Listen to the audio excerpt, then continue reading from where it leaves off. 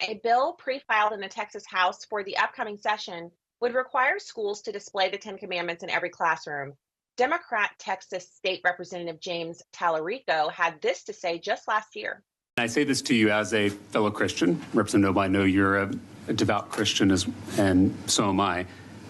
This bill, to me, is not only unconstitutional, it's not only un-American, I think it is also deeply unchristian.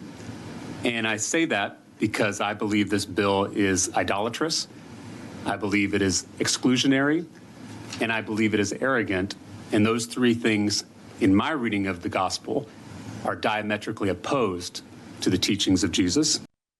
This comes after Oklahoma Superintendent Ryan Walters went viral for his infamous prayer video. In an email to state superintendents, he said, "Dear Superintendent, we are in a dangerous time for this country. Students' rights and freedoms regarding religious liberties are continuously under assault. The newly created Department of Religious Liberty and Patriotism will be working to thwart any attempts to disrupt our Oklahoma students' fundamental freedoms.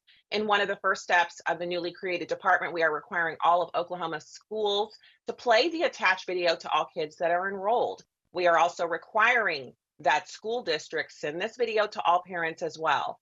Students are encouraged but not required to join me in this prayer for the nation. Sincerely, Ryan Walters." Joining me now to discuss Texas's new law and his newly proposed mandate to have Bibles and prayer in Oklahoma's classrooms is my friend Ryan Walters. Ryan, welcome back to the program.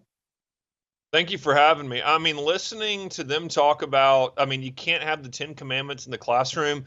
It is so absurd to listen to elected officials say that our kids can never understand or learn about the Constitution, the Declaration of Independence, the Bible, the Ten Commandments, because they're somehow offended by it. It is just so ridiculous, Stacy.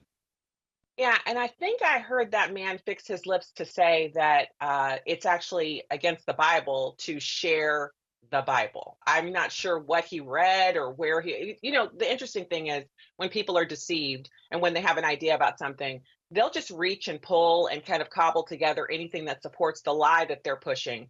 And then they'll say it out in public, unbeknownst to them that we have Bibles and we can read, and we happen to know that Jesus tells all of us to go out and make disciples of men, but it's not a forceful activity. And putting the Ten Commandments in the Bible back in schools will civilize these kids. And I think that's what they're afraid of.